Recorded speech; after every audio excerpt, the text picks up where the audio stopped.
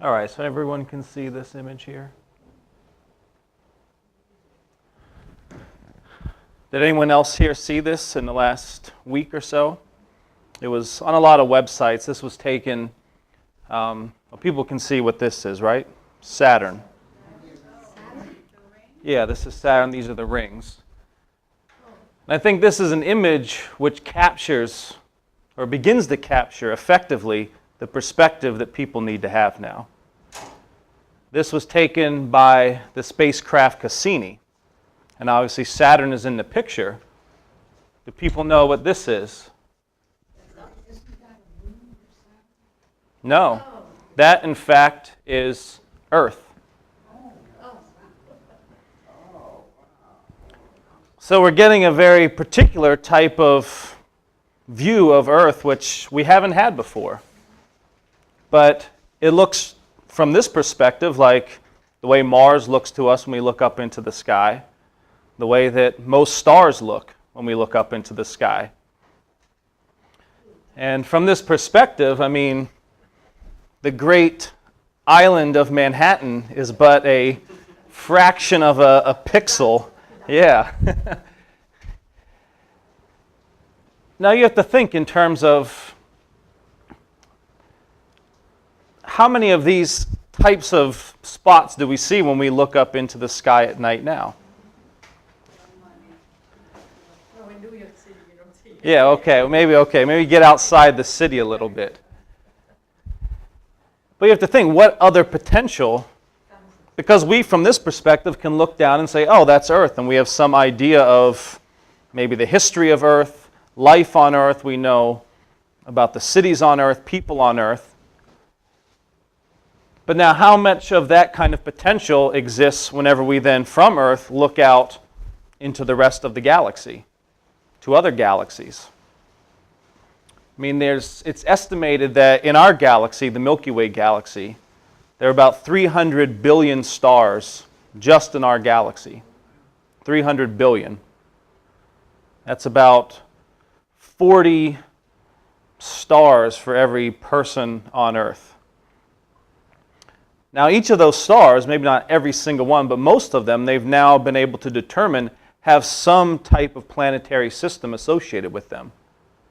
So 300 billion stars, each possibly with its own planetary system, with anywhere from 3, 5, 8, how many ever planets.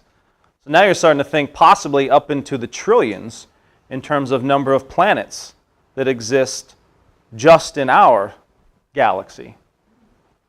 And if you look at some of these images that Hubble has taken, where these wide view images where you're actually seeing in the pictures hundreds, but now it's projected there are actually billions then of galaxies. So you got billions of galaxies, each of which itself has hundreds of billions of stars, which then each of those hundreds of billions of stars potentially have, a handful of planets. You think that's the kind of universe that we live in. Sorry to interrupt. I actually have an image of it as my desktop is from the Hubble. If you want to see it. Oh, yeah. Yeah, exactly. Oh, sorry. I think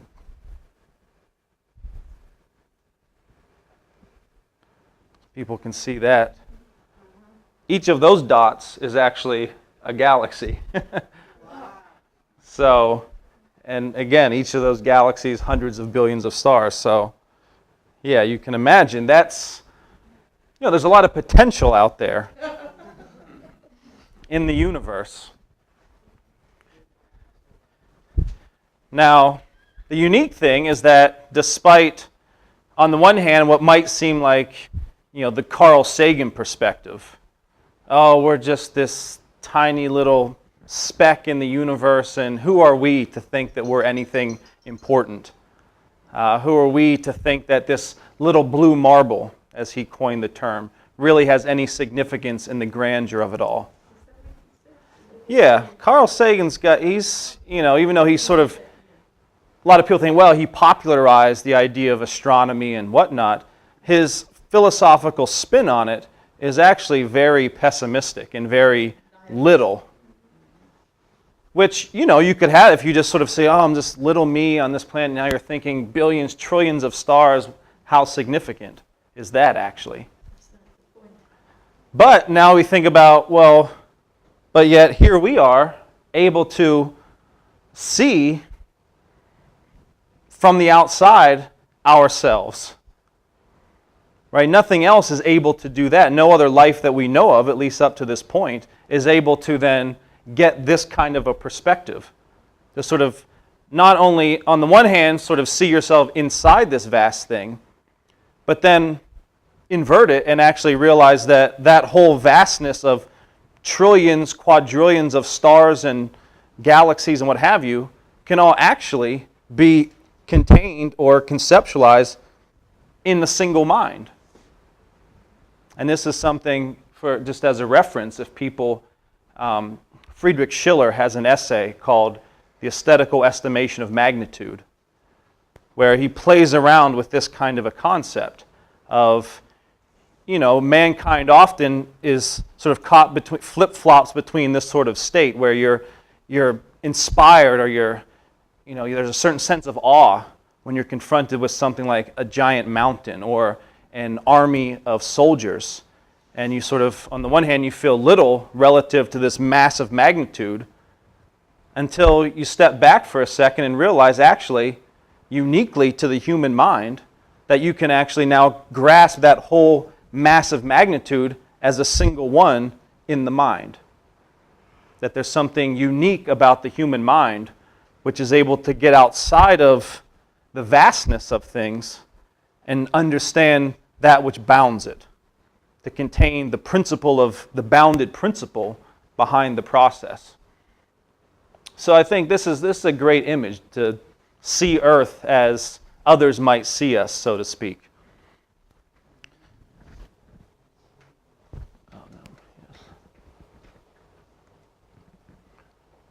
So with this in mind, I want to now go into a little bit of, from this perspective, some of what Mr. LaRouche has been touching on. He's getting back to it. He had emphasized it a lot going back a couple years ago.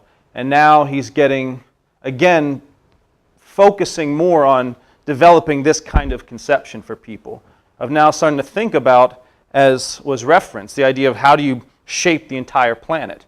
How do you change the planet? How do we change our own perspective of what it means to be on this planet? And understand the real history of it and what we as human beings on Earth face, and understand the history of what the planet has gone through and the kinds of dynamic changes that are involved. So I'm just going to play through this video clip. It doesn't have the sound with it, but I'll kind of narrate a bit what we're seeing here.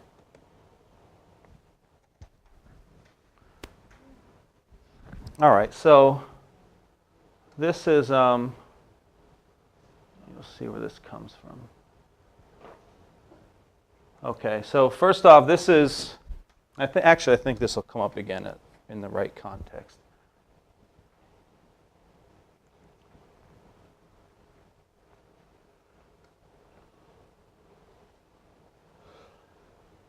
Okay, so this is a curve that was sort of a generic curve that's based off of this data of what's known as biodiversity.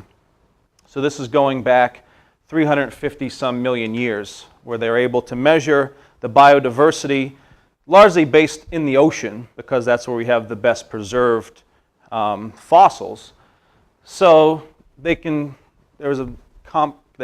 a vast amount of data based off of research over dozens of years.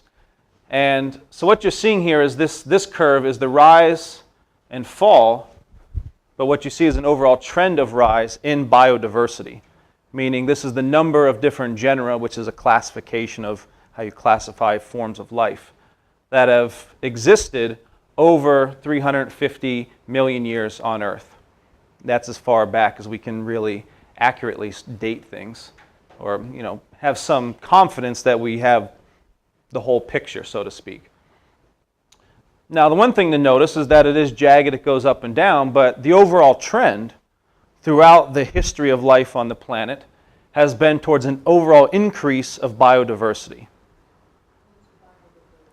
meaning different types of creatures, right? Like, rabbits versus monkeys or this kind of thing.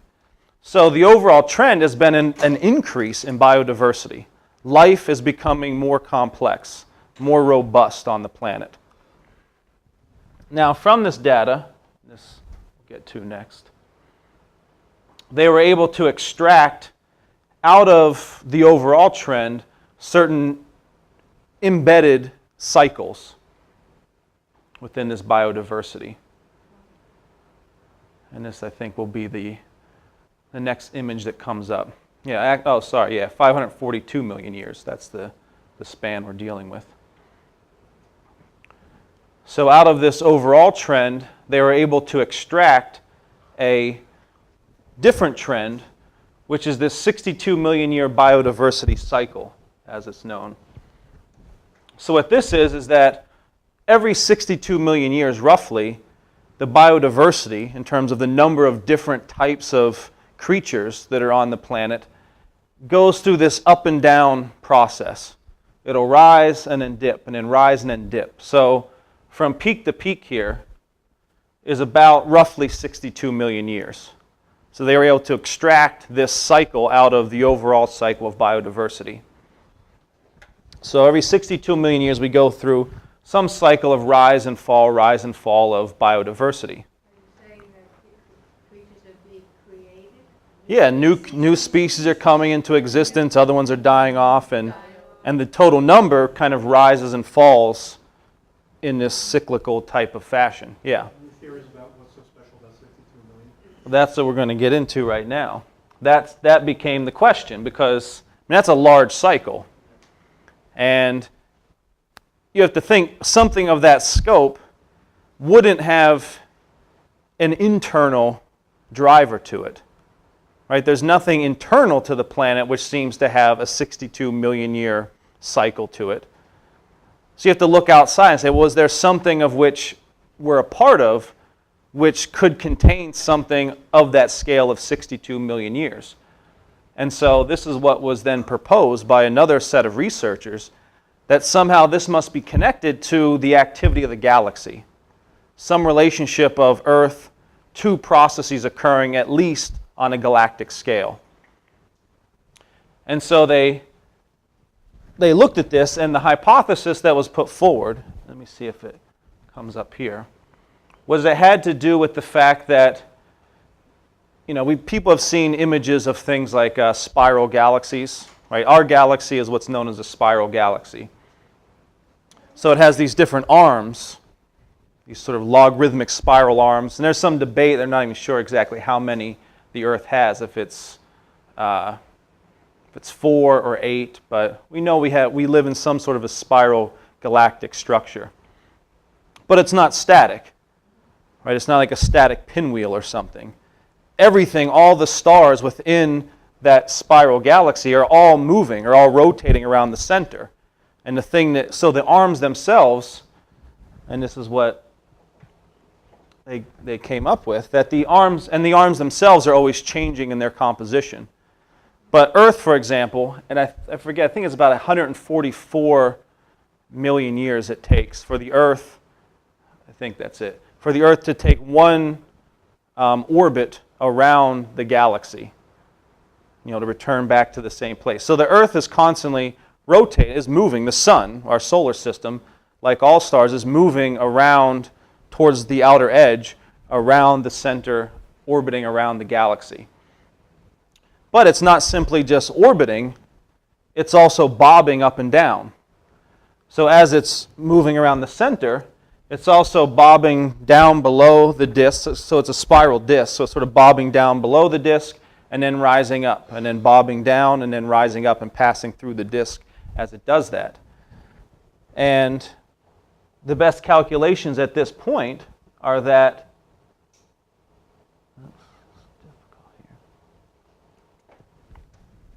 that cycle of bobbing up and down is roughly in the 60-some million year range, give or take a couple of million. And so they started to put this correlation together to say, well, perhaps there's a correlation between the bobbing up and down of our solar system through the galaxy and this rise and fall in biodiversity. That somehow the relationship of our movement through the galaxy is playing a very strong role in determining life on Earth. That life on Earth, the kinds of life on Earth, the amount of life on Earth is very strongly connected to processes that are occurring on a galactic scale. Then the question became, well, why is it 62? Since that's only the peaks, why wouldn't it be every 30-something, as you say, passing through, whenever it might seem like there'd be a stronger effect, because you're passing through the galaxy towards a denser part of it. So what was determined and developed was that the reason why it was 62 at the peaks, and seemingly always occurred whenever the Earth or the solar system is at the northern peak of this cycle, is because our galaxy itself is also moving, and it's moving towards what's known as the Virgo cluster, which is a cluster of stars and nebula and whatnot, which produces a lot of cosmic radiation, high-intensity cosmic radiation. And so the idea was, as we're moving into this Virgo cluster, is creating a certain kind of shock front, which is then accelerating, driving an increased amount of cosmic radiation towards our galaxy. And now we would have greater exposure to that radiation as we were towards the northern half of the galaxy, as we were in the upward trend of this movement. And so there's a lot of strong evidence that that's, so one aspect of what's driving biodiversity is not even just our galaxy, but then our galaxy's relationship to other star structures, the Virgo cluster, and cosmic radiation. This is just another image of another aspect which plays a role in life on Earth. This is something which is developed by a fellow named Svensmark and another guy, Shaviv, who he works with, who are looking at some of the things like the Ice Age cycles. The fact that you get these cycles of very deep cold periods, with then interglacials, which we're in now. We're actually in an interglacial. Yeah. So is the 62 million just relevant to our galaxy, or is it some kind of a universal cycle? As far, that's not known. Which, that brings up an interesting question, which is why we'd like to get stuff out into other galaxies, because it's just hard to make those kind of measurements from here. And the fact is, one, we don't know what the cycle of life is on other galaxies. Here we're able to at least have some sense of some cycle of rise and fall of biodiversity, and we're able to make some calculations and determinations of our own movement through our galaxy. Now, the other movement I mentioned is the movement just through the disk itself, in and out of these spiral arms. And so one of the theories put forward by Svensmark and Shaviv is that one of the things that drives the ice ages is whenever we're in the spiral arm, we have we have an increased exposure, again, to other forms of cosmic radiation. Because we're near more stars, there's more nebular explosions, this kind of thing. And that cosmic radiation has the ability to do a kind of cloud seeding. So whenever there's more intense cosmic radiation hitting the planet, you're going to get increased cloud cover. And if that occurs for prolonged, extended periods of time, you're going to get a cooling effect. And so he did also some correlations and saw that there's a definite correlation to increased cosmic radiation. The timing of the ice ages seems to correspond with when we think we've been in these spiral arms, whereas other periods seem to correlate when we're out of it. And so again, another theory is being put forward as to the role of galactic processes and cosmic radiation to driving large cycles of activity here on Earth. And here's an image depicting not sure if that might be the Cat's Eye Nebula or something. But these nebula are the real main source of cosmic radiation. Things like the Crab Nebula, the Cat's Eye Nebula. These are whenever stars go supernova and they go through this process of transformation. They like to say it's the death of a star. I think it's actually more of the birth of a nebula, because these things are very fantastic and highly structured things that occur. That the source of this cosmic radiation, much of it are these these nebular transformations. And so here's just a depiction of, now you can see, here's the biodiversity curve, this black one. The red would correlate to the curve of the movement through the galaxy. And you can kind of see that where you've got the dips in biodiversity tends to correspond with whenever you would have the peak on the northern side of the galactic cycle. So you see these dips. That the dips in biodiversity correspond with the peaks on the northern hemisphere of our galaxy. And vice versa, whenever you've got peaks and increase in biodiversity, it tends to correspond with the dips in our movement through the galaxy. Yeah? Also one in the Cambrian in the beginning? Was there one there? I think that's sort of a fuzzy area in terms of our fossil records. But now what you've also got here, what's depicted with these are the so-called Big Five extinctions. I think the one most people are familiar with is the most recent one, 65 some million years ago, with the dinosaurs, the extinction of the dinosaurs, which, if you think about it, they were the biggest, baddest thing to ever walk the planet. I mean, nothing was more ferocious and large and seemingly well adjusted to life on the planet. But yet, they're gone, extinct, as have about 97% of all species that have ever existed have gone extinct. I mean, that's the history of life on this planet, is that things go extinct. Things get wiped out en masse. Now, the interesting thing, and this might have something to do with some of the wild weather or just a foretaste of the kind of direction that we're going in, is that in fact we currently are on one of these upward swings.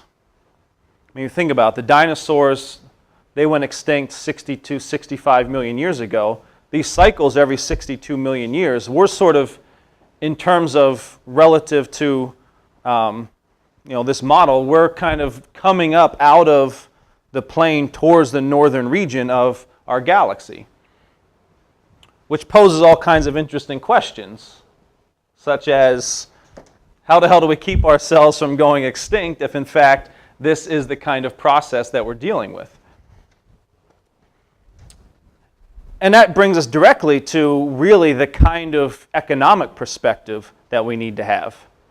When we start thinking long term about what really does it mean to have an economy for survival. And this is something that Mr. LaRouche, he posed this, I think actually whenever he was in prison. He had a book called The Science of Christian Economy, and I think one of the essays was called Project A. But he made this distinction between momentary and long-term survival. Momentary survival is, someone saves you from drowning, or, you're starving, you happen to find a burger in the trash, or something like that. I mean, there's that kind of survival. But then there's the question of, okay, what about whenever you're seemingly everything's going okay, as it had for the dinosaurs and others?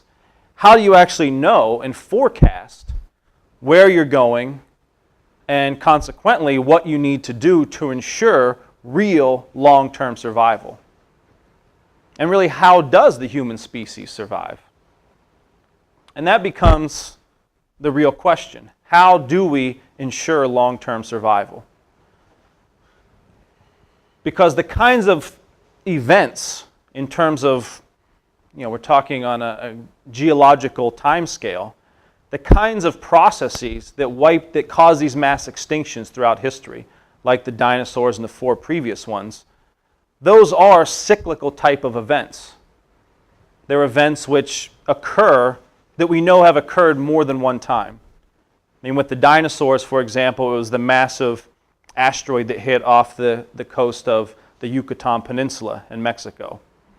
That, is at least one of the drivers, which it wasn't just the blast, it was that it sent up a lot of debris and smoke and blocked out the sun.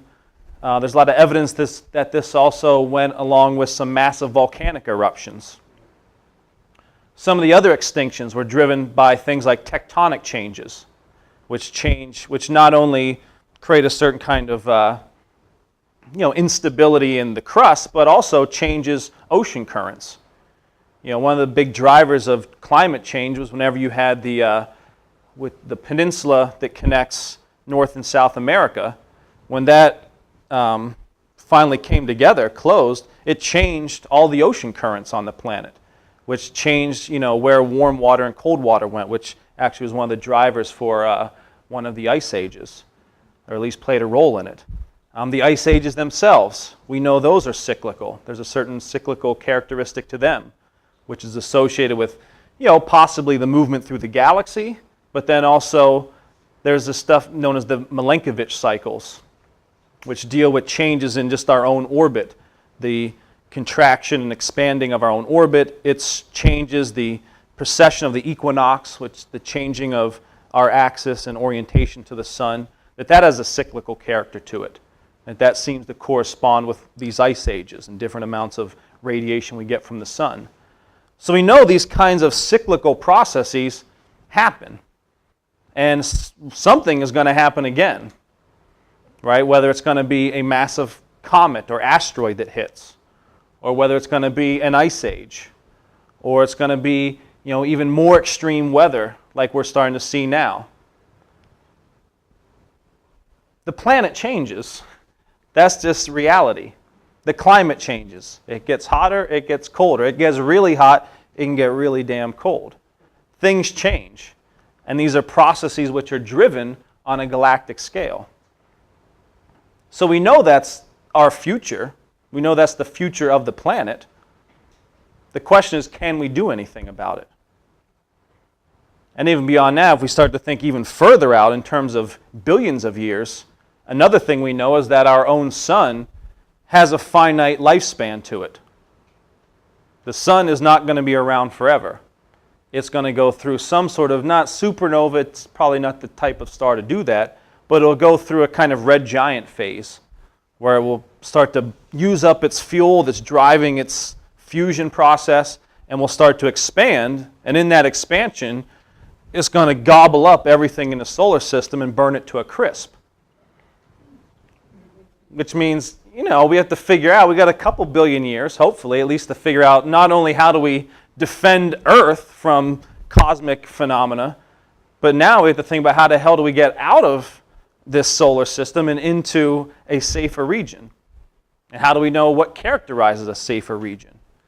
How do we determine what's a habitable place for mankind? And so these become the big types of economic questions. And in fact, it's by taking on those types of questions that will really be the driver for getting out of the current economic crisis. So let's give some examples of what we're looking at, others are starting to play with, but it's not nearly enough. So there is a policy known as the strategic defense of Earth. This was something that in name, I think was, at least the first I heard it was, was it Makarov who put this out about 2 years ago. He was a Russian at the time. I think he was the deputy minister of defense or something in Russia. But he had said we need a common approach between the United States and Russia to work together for a strategic defense of Earth. You're not talking about Rogozin? Oh yeah, it was Rogozin. Yeah, this is Rogozin who said this. Now the choice of that terminology is very specific and I would think intentional, because this was what the title of the policy that was adopted by the Reagan administration based off of what LaRouche had been promoting, what became known as the SDI, the Strategic Defense Initiative, which was the idea that instead of this insane doctrine of mutually assured destruction, which is a self-driven extinction policy, instead of the idea that, well, the thing that's going to keep us safe is the fact that we don't think either side is so crazy as to launch a nuclear war. But yet both sides are also then secretly trying to figure out, what if we did launch a nuclear war? Is there a way we could gain a first strike advantage and knock out the enemy and win? it really was the mad doctrine. It was insane. And so the SDI was, okay, let's eliminate this mad doctrine. Let's have the United States and the then Soviet Union collaborate in developing front-end technology, beam weapon technology, so X-ray beam technology, particle beam technology, high-energy beam weapon technology that would be able to shoot down any missiles in rapid succession, to where you could have a relatively, once it was developed, it would become a relatively low-cost system in terms of the cost per shot, because it's a lot cheaper for a laser shot than it is for a missile. So a relatively low-cost defense system that would actually make it more advantageous to invest and develop the defenses than it would the offensive missile technology. And that in doing that, one, you'd bring a collaboration between the US and the Soviets. You'd create the potential to eliminate the idea of nuclear warfare. But then in the long term, you'd be developing new technologies that would drive an economic revolution in terms of what those lasers could do for cutting processes, for machining, for manufacturing. The development, what that would do in leading towards the development of fusion. This is why it was the Fusion Energy Foundation which was the driver behind this policy, because it was recognized that these technologies would sort of be the stepping stone, or be sort of the pathway towards really the development of viable fusion technology, fusion energy development. And so this would spin off and transform the economy of the world. Water desalination would be no problem. You start to move towards things like transmutation, where you can use these hot plasmas, very hot plasmas, where you can start to transmute elements from one element into another, which is, that's pretty phenomenal. Now you're starting to do the kinds of things that are occurring within the cores of a star. And there's actually lasers that have been developed now where they've been able to demonstrate this capability, these petawatt lasers, where they've transformed gold into platinum, for example. So there would be that. There would also be using these plasmas for, you can do a recycling of what's some call nuclear waste, what the Japanese used to call a valuable resource, because they recognize whenever a nuclear power plant's going through a nuclear burn, it's not only are you having nuclear decay of the whatever it is, plutonium or uranium, whatever they're using, it's also in the process creating virtually the whole spectrum of the periodic table, but in very trace amounts. But if you're able to run this stuff through these plasmas, through what's known as a fusion torch, a plasma torch, and you use certain kinds of electromagnetic techniques and extraction, you can start to extract all these scarce materials out of the nuclear waste or the nuclear resource. And so there's a whole vast domain of different types of technologies and benefits that would come out of this, or would have come out of the advances from the SDI. But as we know, it was killed. Lin, many of his collaborators were framed up, jailed, and there was a massive attack on that kind of policy, that kind of outlook. I mean, that really was, aside from what you had with Kennedy, that was the last real gasp of hope towards a bright future that we had. And, it's all been, downhill, so to speak, since then. So now the SDE is put forward with that specific language, that specific strategic defense perspective, with the idea, and this is what we've been developing, this now can be the driver for economic progress, is to now get back to the idea of, okay, the US, Russia, other nations, China, India, could be collaborating now with the common aim of defending mankind from extinction. Both, and we saw kind of the potential, what was it, whenever the comet, the asteroid that blew up over the skies in Russia several months back. I mean, that was a small little fragment. But, we know things are out there that could, knock out the 5 boroughs, and these are common, relatively common events. And we're not really that good at forecasting when the next thing's going to hit either. So you develop the technologies for, one, searching out these objects and then figuring out how to defend yourself from them. And ultimately, the best thing would be to develop some sort of, whether deployed from Mars or elsewhere, some sort of beam or combination beam nuclear explosion type of technologies that would be able to deflect these things, destroy them, and to where you'd be able to act within a short period of time. Because a lot of time, again, you don't always know when the next thing is coming. I mean, for example, there was the Tunguska event, and this was, I'm trying to think the year on this, like maybe 1918. Yeah, okay, right. Yeah, this was in Russia, in Siberia, where some sort of asteroid hit, and I mean, it had the power of multiple atomic bombs. Now, fortunately, it hit in an area which was for no people, but I mean, they have images, I mean, it just leveled for miles around, trees and just the whole area. Something like that hits Manhattan or LA or Chicago or something like that, you're talking millions of lives lost. Yeah. So the Tunguska event presumably was a lot smaller than the one that led to the nest. Oh yeah, it was much, much smaller than that. Is there a theory about the cyclical nature of the density of asteroids coming in some proximity to Earth? Are there any theories that know? No, I mean, there's some statistical correlations that they have out there about how often they occur.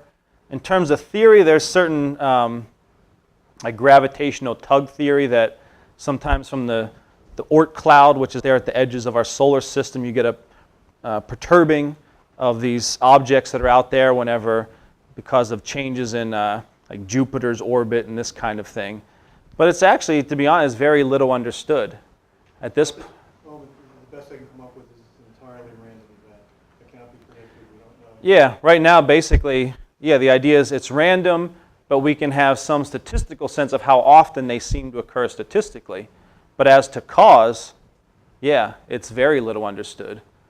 And this is something that we're trying to work on, and people at NASA are also trying to figure out, which gets at another problem, which is, unfortunately, the quality of education, the methodology which is employed in science today hinders a lot of that progress, because everything often is reduced just down to statistical correlation to certain kinds of existing mathematical formula, as opposed to, say, what you have with Kepler. Where Kepler, I mean, he created a science, he made discoveries for which there were no mathematics. Right? Kepler, confronted with paradoxes about the nature of Mars, for example, then the whole solar system, generate a hypothesis based off of paradoxes that were presented, experimental paradoxes, a hypothesis which we now know is true, which had predictive capability, but for which there was actually no mathematics at the time that he could use. And he actually put forward what's known as the Kepler challenge for future mathematicians to develop a mathematics that could deal with, for example, elliptical functions. Doesn't NASA have a program right now for, they have an observation satellite trying to pick all this stuff up? Yeah, so there's work being done on observation. But number one, know that it's estimated now, because of current budget constraints, that by 2020 we'll probably have half the number of satellites in orbit that we have now. So, as we say, we're going to be flying blind through our solar system and galaxy. And two, they're now becoming more and more dependent on private funding. Like there's a group called the B612 Foundation, which is right now the leading private company which is building a telescope to try to locate more and more of these asteroids. So it's, it's the asteroid detection, and NASA as a whole is suffering the same fate as everything in the economy, where speculation, Wall Street, money for money's sake has taken precedent over everything, even our own survival. Well, in other words, anything could happen at any asteroid now or tomorrow? Well, from our current understanding, yes. But that's not necessarily, just because it's random to us at the moment, doesn't mean it's a random event. And that's why, we have to develop the capability in terms of methodology. That's why Kepler has to be at the core of any kind of education. That's why from Kepler to then Gauss, Riemann, there is an arc of thought which really is based on this principle of creative discovery beyond the mathematics and beyond your sense impressions.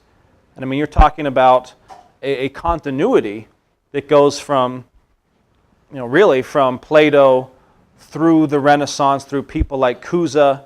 Kepler was a follower of Cusa. You've got Leibniz, who was a follower of Kepler, up to people like Gauss, Riemann, and then Einstein. Einstein and Planck were explicit.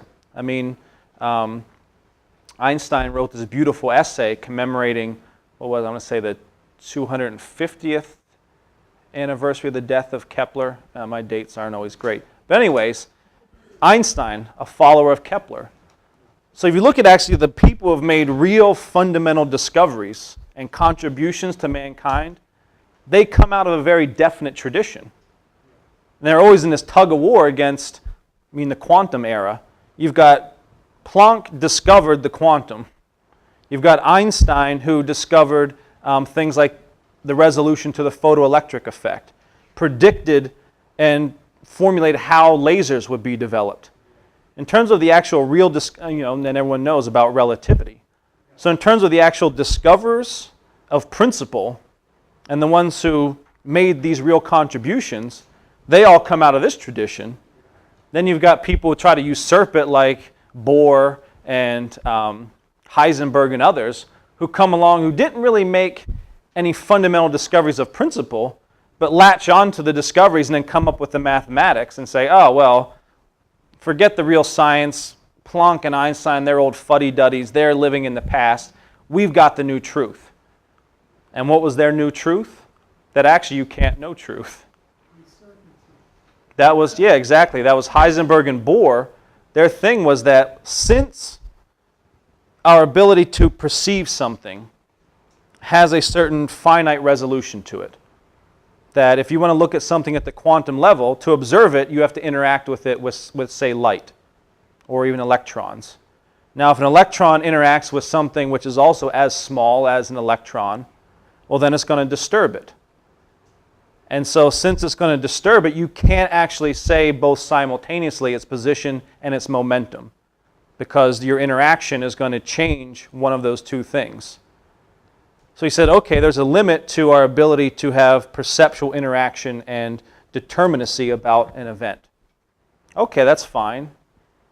Now, Einstein and others said, well, that just says, okay, there's a limit to our perceptual capability to precisely determine things. But that doesn't necessarily mean it's now unknowable. But for Bohr and Heisenberg and the so-called Copenhagen school and the Copenhagen interpretation, for them, truth is experience.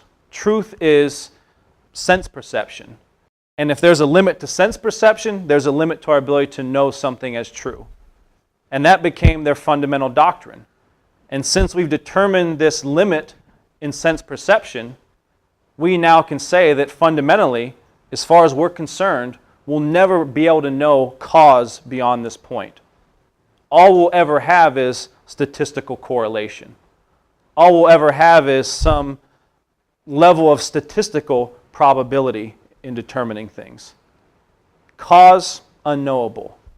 Beyond the mathematics, beyond this perception, unknowable. And that was the fight.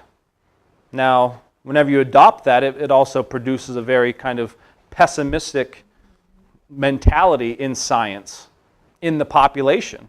Right now, the universe is unknowable, only statistically predictable, probable. It leads to all kinds of wild, crazy things.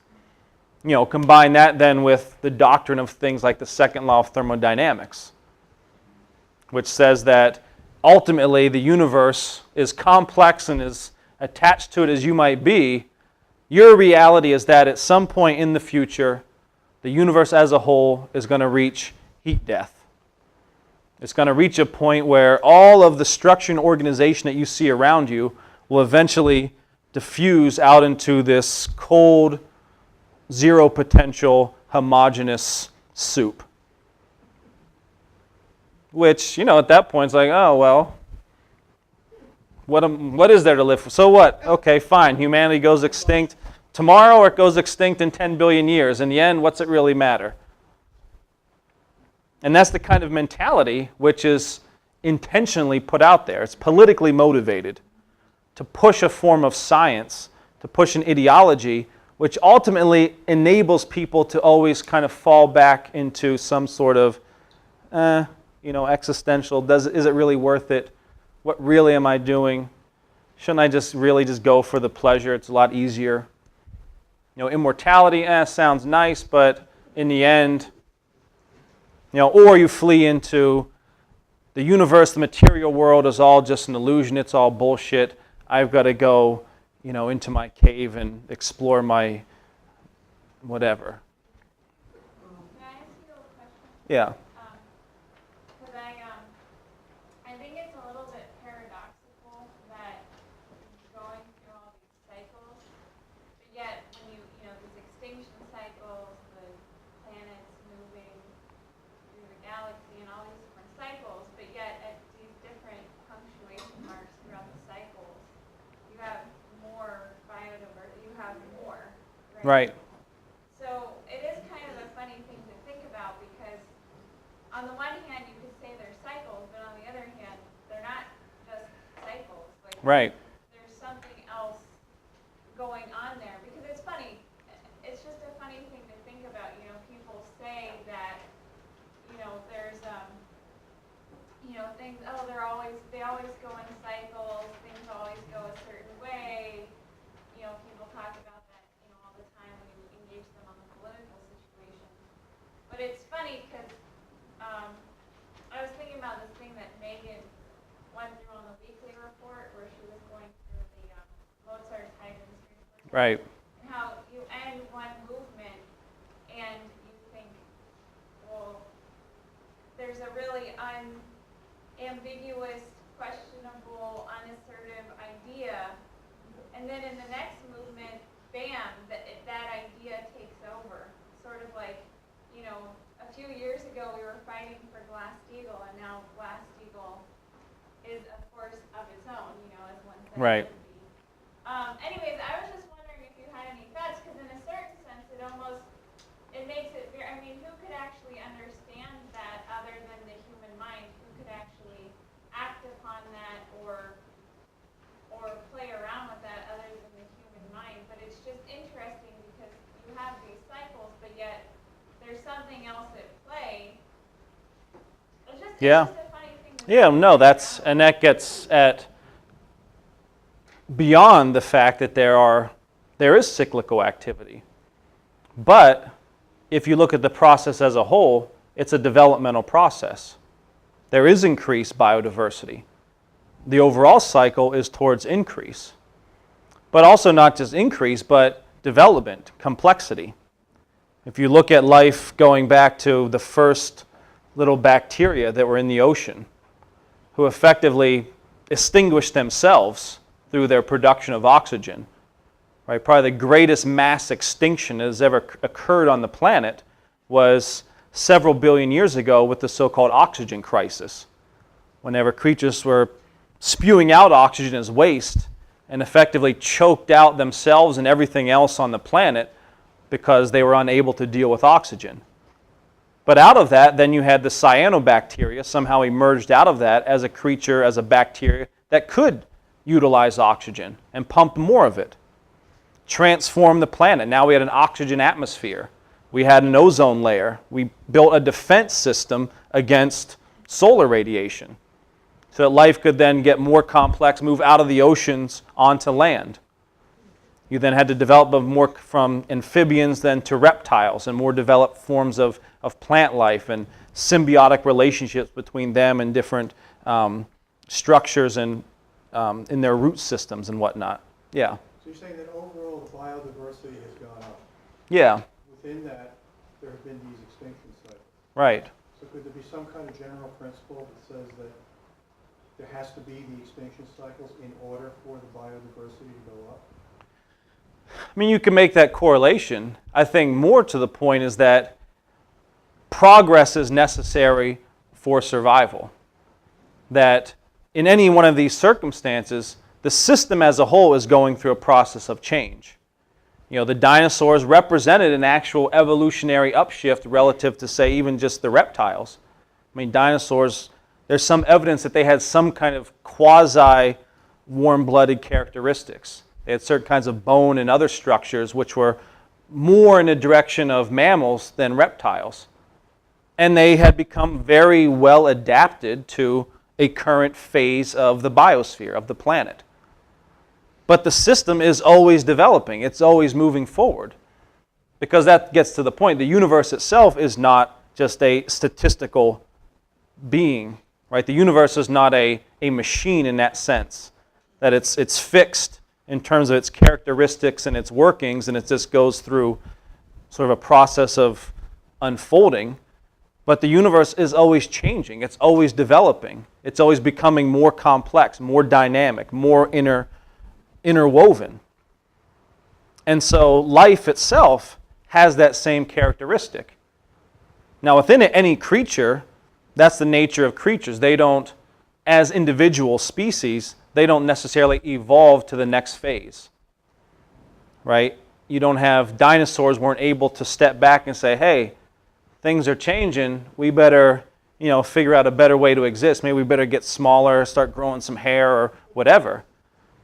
But life as a whole, the principle of life did change. It did evolve. It did develop. Right? You then, out of that extinction, you had this little, what was nothing, a little nothingness running around for a couple million years prior to that extinction. These mammals, all of a sudden, boom, exploded, became the dominant creature. But they became dominant because the whole system changed.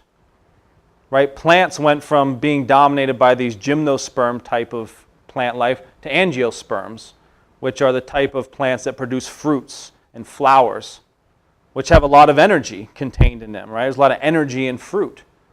That became necessary for mammals, which have a very high metabolism relative to reptiles. Reptiles are cold-blooded. They can't live in certain climates. They got to shut down for half the year when it gets cold in certain climates. Mammals, no, they can do that. But it's expensive. They need a lot of fuel. They need a lot of food. That's hard to get whenever you're just trying to live off of ferns. But virtually simultaneously with the evolution and development of mammals, you then had the development of fruits and flowers to fuel those mammals. Almost to the day that flowers came on the scene, bees came on the scene, which play a very necessary role in the pollination process. So you start to see the whole system actually went through this, in a sense, a technological upshift, a revolution. And the characteristics of that revolution are that more work, in a sense, is being done on the planet. More energy from the sun is being transformed into biomass. More soil is being overturned. Seeds are being spread further by mammals because, they eat the berries, they go out and poop deep into the woods. And so the whole system is going through an evolution towards complexity, diversity, and intensity of work. The biosphere is working harder and more dynamically. Now, that's a lesson that we have to learn as human beings. Because unlike any one of those creatures, we are able to step back and both understand the process that brought us here, but forecast where we're going. And think about what must we do next in order to be part of the process of evolution and development. If we don't move forward ourselves, the universe is moving forward regardless of what we do. It would like our help. And, I think this is really the essence of, at least it's probably there in almost all religious doctrine to some extent, that, human beings are in the image of the Creator. In the sense that human beings are capable of not just sort of going along for the ride with the creation and unfolding of the universe, but we can willfully participate in the development. Right? We can bring the biosphere to an even higher level. Think about what Nawapa would do. It would increase the amount of life on the planet. The planet would be more vibrant because of our activity. We can take life to parts of the solar system and universe that have none. Right? So we participate in the development and evolution of life and creativity in the universe. But we have to choose to do that. And to not do that is extinction. Because there is no such thing as simple survival. There is no, oh, let's find the formula. Let's find the formula for success and just do that, as the green movement would have you believe, right? The idea of sustainable development. Sustainable development is the name for death. Because there is no such thing as sustainable development. There's only progress. There's only evolution towards higher states. As we've seen, as we went from steam engines to internal combustion engines, which meant we could go from just locomotives to now with the internal combustion engine we could fly. We went from that to chemical propulsion that put us on the moon. We had started to develop nuclear power, which would at least give us an even greater capability for, more quicker and more often trips to the moon and within the inner solar system. Then you go to fusion. Fusion power, were it to be developed, has the power to put us on Mars in a week or so. One gravity acceleration. Each of these represents a higher energy flux density, a new technology, a new form of intensity of fire. Then you get to things like matter-antimatter, which if that were developed, we're talking about being able to, within the course of maybe 9 years, traveling at roughly half the speed of light, getting to the nearest star system, Alpha Centauri, the Alpha Centauri system. So with each of these evolutionary phases in terms of a technology, in terms of a new power, and energy flux density, we increase then the power of man to go further out into the solar system, into the galaxy, to control even higher energy intensive processes, to the point where we now willfully, as man, start to replicate and create the conditions that otherwise only exist in the center of stars. And then we can start imagining, can we create stars? Can we, control them? What else is there potentially at man's disposal? But I'll get to you in a minute, but that's something we have to now take up as the intention to do so. Because otherwise, as Lynn had been saying, and there was a thing in the briefing today from, this was an article,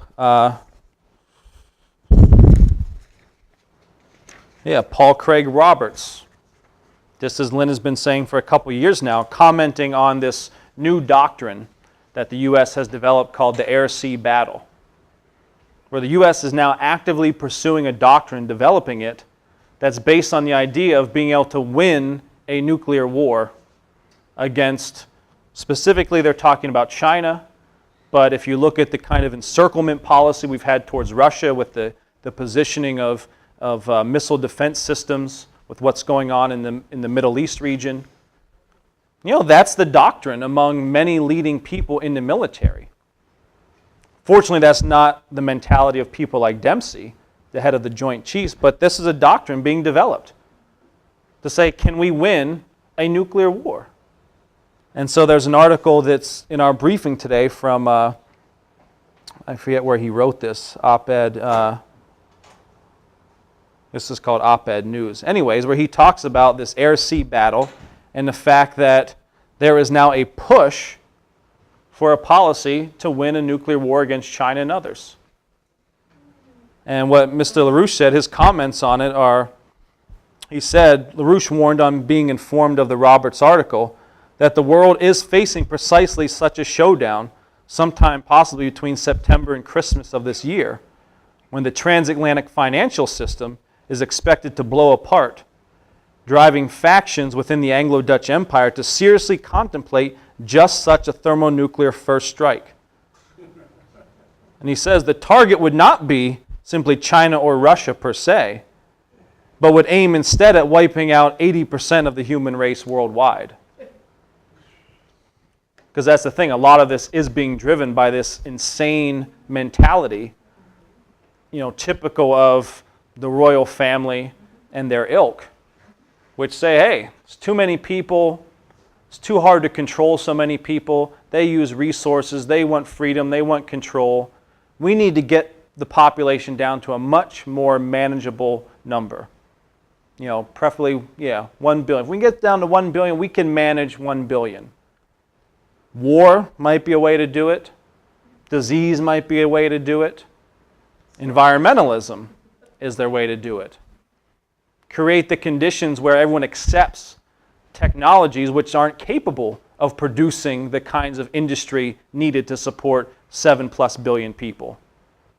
Get people to adopt the types of policies which only could support 1 billion people. And the process of weeding out, as Bertrand Russell said, it'll be unpleasant, but what of it?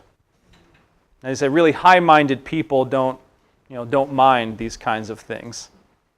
And so that's the danger we face. We face a real possibility of extinction now through the economic collapse, through the threat of war, through the effects of an adoption of this zero carbon emission policy, and through a non-adoption of things like nuclear power, fusion, etc. Yeah, you got the drones, you got all this stuff. So we face extinction now, which means we have to, one, take on the policies that are going to get us through the current period. But I would contend that the actual policy which will enable us to avoid the current extinction threat is the policy that comes out of taking on the long-range extinction threat, meaning the development of the kinds of technologies and infrastructure systems that allow us to deal with comets, there's solar radiation, all this stuff, because that would mean developing fusion power, nuclear power, laser-based technology.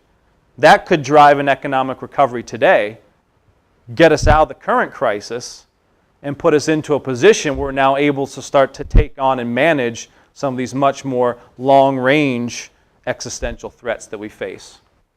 So let's leave it at that, and we can take some questions.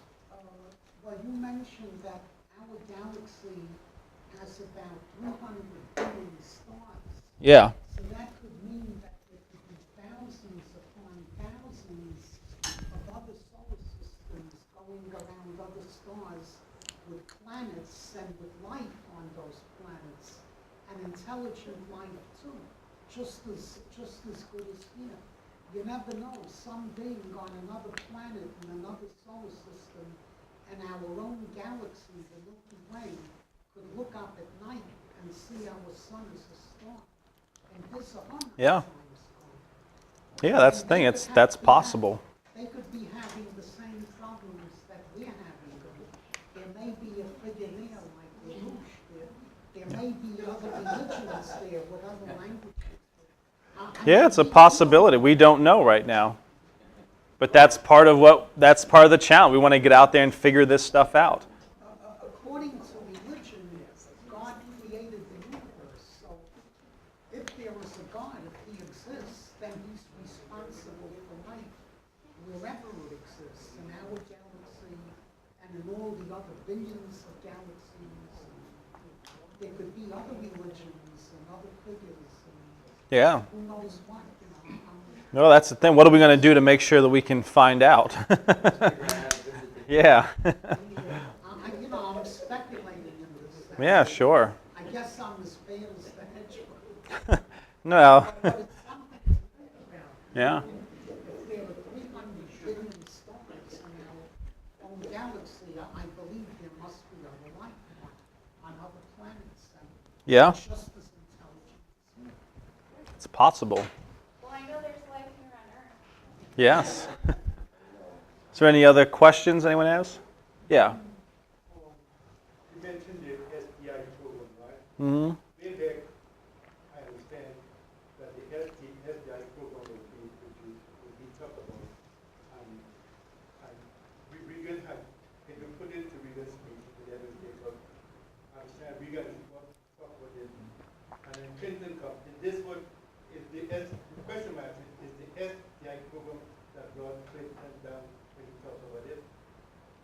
No, I mean, the thing that we've often pointed to is what really pissed people off with Clinton was whenever he gave this speech at the Council on Foreign Relations, where, I mean, I think it was known somewhat that he had some relationship to Lynn, to people around Lynn. He had some familiarity with Lynn's ideas.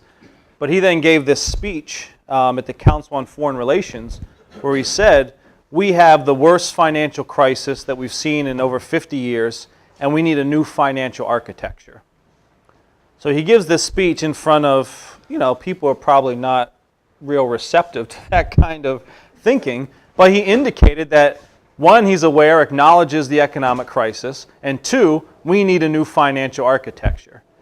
So that was recognized like, hey, this guy's echoing to some extent what Lynn's been saying. Obviously didn't get the crisis as with the depth that Lynn did, nor did he understand the solution with it, but he was, he was reflecting that kind of thinking. And literally it was, we're talking within, I think, almost days maybe of that speech, the Lewinsky and everything else breaks, and boom, that shut him up. And, so this coincided with other stuff that was going on, games that Gore was playing with the Russians and other things. But yeah, I think that was part of, that kind of sealed the deal on Clinton in terms of them saying, yeah, we got to shut this guy up because this is going too far. Yeah. Oh, sorry.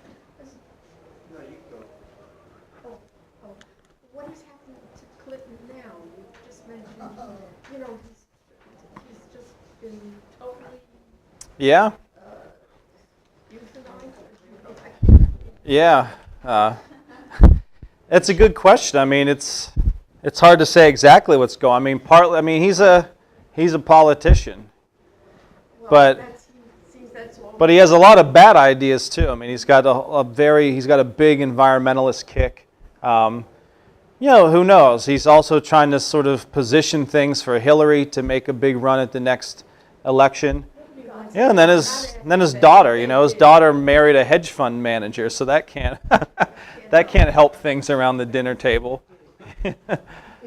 But yeah, I mean, as Probably caught something from brushing up against the bushes. yeah, right. Yeah, exactly. I think Tom had a Yeah. So, you were talking about the threat of nuclear war, Yeah. possibly in the future. One question is who exactly is saying that this is a real possibility, and secondly, why do we always seem to tend to reject the opinions of the military people like Patrick Dempsey? Yeah. He's a general who spent his whole life in the military. You would think that his experience and his opinion matters very much. Yeah. Well, that's the problem, is you also have a lot of factions even within the military. For example, the Air Force has tended to be, we've got the private military, but then the Air Force is kind of, it has a new age kind of spin to it.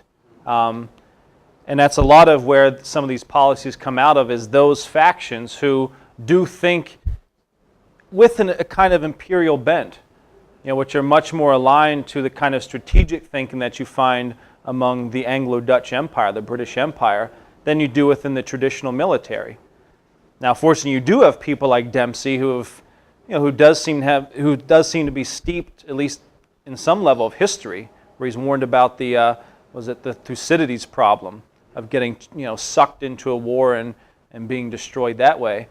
But yeah, you also have people who are part of these various types of think tanks, and people who are in the military themselves maybe have never even shot a gun, right? Who just sit in these rooms and come up with these strategic doctrines for how to dominate the world. Yeah, but So it's a never actually experienced, putting their boots on yeah, yeah. actually doing that. Yeah, so it's a fight. It's a real fight, and it's necessary. That's why it's necessary to get out there and educate more and more of the population, and to really do what we can to bolster some of the better thinkers. Because unfortunately, it's like Dempsey, he can he's somewhat limited in what he can say publicly. I mean, he can't, he has to have certain constraint. That's why oftentimes some of At the end of the day, though, it's sad that he has to have it because he is the top person of the Yeah. DOD of the Department of Defense. Yeah, a lot of times the way these things work is you have some of the retired people who share the same mind as Dempsey, who are a little more free to be vocal about really what they think. But yeah, as far back as we can really accurately date things, or have some confidence that we have the whole picture, so to speak. Now, the one thing to notice is that it is jagged, it goes up and down, but the overall trend throughout the history of life on the planet has been towards an overall increase of biodiversity. Meaning different types of creatures, right? Like, rabbits versus monkeys or this kind of thing. So the overall trend has been an increase in biodiversity. Life is becoming more complex, more robust on the planet. Now, from this data, this we'll get to next, they were able to extract out of the overall trend certain embedded cycles within this biodiversity. And this, I think, will be the next image that comes up. 542 million years. That's the span we're dealing with. So out of this overall trend, they were able to extract a different trend, which is this 62 million year biodiversity cycle, as it's known. So what this is that every 62 million years, roughly, the biodiversity, in terms of the number of different types of creatures that are on the planet, goes through this up and down process. It'll rise and then dip, and then rise and then dip. So from peak to peak here is about roughly 62 million years. So they were able to extract this cycle out of the overall cycle of biodiversity. So every 62 million years we go through some cycle of rise and fall of biodiversity. Yeah, new species are coming into existence, other ones are dying off, and the total number kind of rises and falls in this cyclical type of fashion. Yeah. Any theories about what's so special about 62 million? That's what we're going to get into right now. That became the question, because that's a large cycle. And even though he's sort of, a lot of people think, well, he popularized the idea of astronomy and whatnot, his philosophical spin on it is actually very pessimistic and very little. Which, you could have if you just sort of say, oh, I'm just little me on this planet. Now you're thinking billions, trillions of stars. How significant is that actually? But now we think about, well, but yet here we are able to see from the outside ourselves. Right? Nothing else is able to do that. No other life that we know of, at least up to this point, is able to then get this kind of a perspective. To sort of not only, on the one hand, sort of see yourself inside this vast thing, but then invert it and actually realize that that whole vastness of trillions, quadrillions of stars and galaxies and what have you can all actually be contained or conceptualized in the single mind. And this is something, for just as a reference, if people, Friedrich Schiller has an essay called The Aesthetical Estimation of Magnitude, where he plays around with this kind of a concept of, mankind often is sort of caught between, flip-flops between this sort of state where you're inspired or there's a certain sense of awe when you're confronted with something like a giant mountain or an army of soldiers. And you sort of, on the one hand, you feel little relative to this massive magnitude until you step back for a second and realize actually, uniquely to the human mind, that you can actually now grasp that whole massive magnitude as a single one in the mind. That there's something unique about the human mind which is able to get outside of the vastness of things and understand that which bounds it. to contain the principle of the bounded principle behind the process. So I think this is a great image to see Earth as others might see us, so to speak. Billion stars just in our galaxy. 300 billion. That's about 40 stars for every person on Earth. Now, each of those stars, maybe not every single one, but most of them, they've now been able to determine have some type of planetary system associated with them. So 300 billion stars, each possibly with its own planetary system, with anywhere from 3, 5, 8, how many ever planets. So now you're starting to think possibly up into the trillions in terms of number of planets that exist just in our galaxy. And if you look at some of these images that Hubble has taken, where these wide view images where you're actually seeing in the pictures hundreds, but now it's projected there are actually billions then of galaxies. So you got billions of galaxies, each of which itself has hundreds of billions of stars, which then each of those hundreds of billions of stars potentially have, a handful of planets.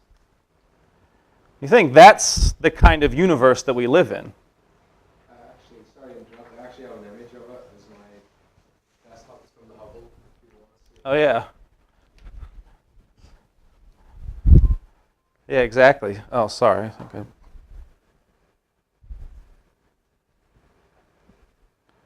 People can see that. Each of those dots is actually a galaxy. So, and again, each of those galaxies, hundreds of billions of stars. So, yeah, you can imagine that's, there's a lot of potential out there in the universe. Now, the unique thing is that despite, on the one hand, what might seem like, the Carl Sagan perspective, oh, we're just this tiny little speck in the universe, and who are we to think that we're anything important? Who are we to think that this little blue marble, as he coined the term, really has any significance in the grandeur of it all? Yeah, Carl Sagan's got, he's,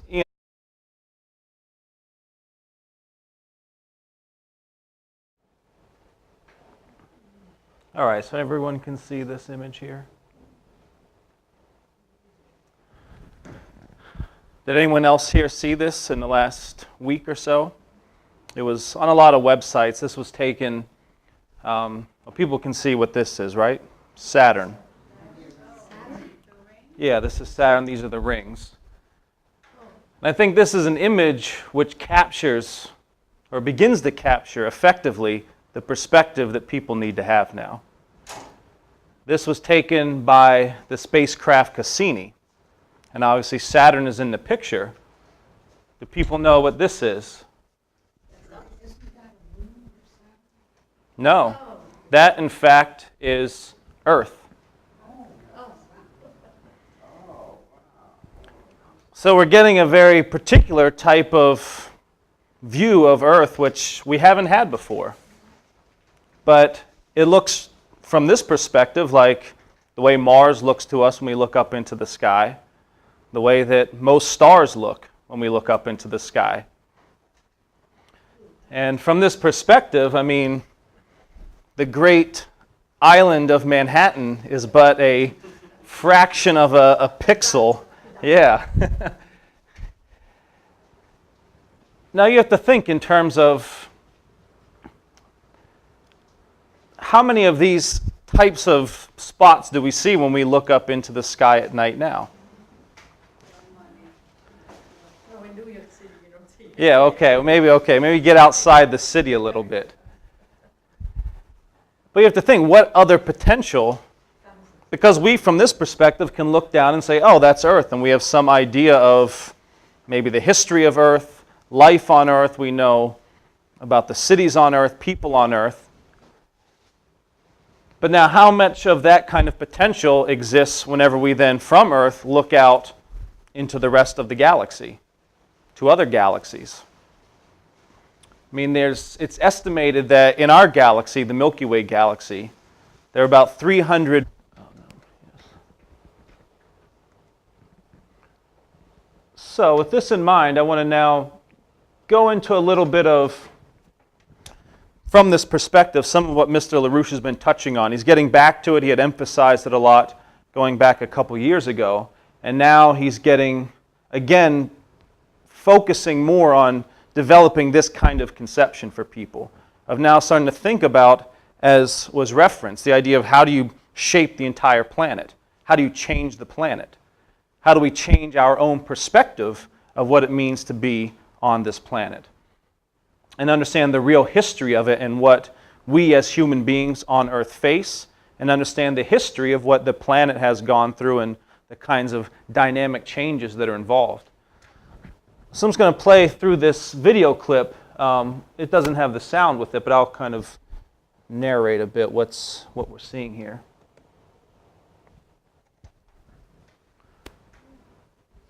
All right, so this is, you'll see where this comes from. Okay, so first off, this is, I think this will come up again in the right context.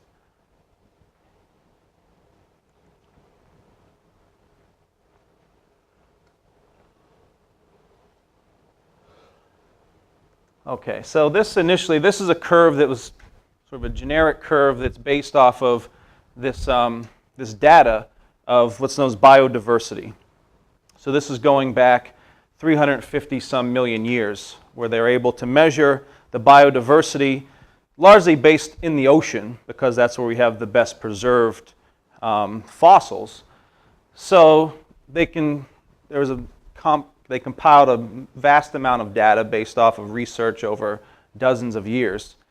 And so what you're seeing here is this curve is the rise and fall, but what you see is an overall trend of rise in biodiversity, meaning this is the number of different genera, which is a classification of how you classify forms of life, that have existed over 350 million years on Earth. That's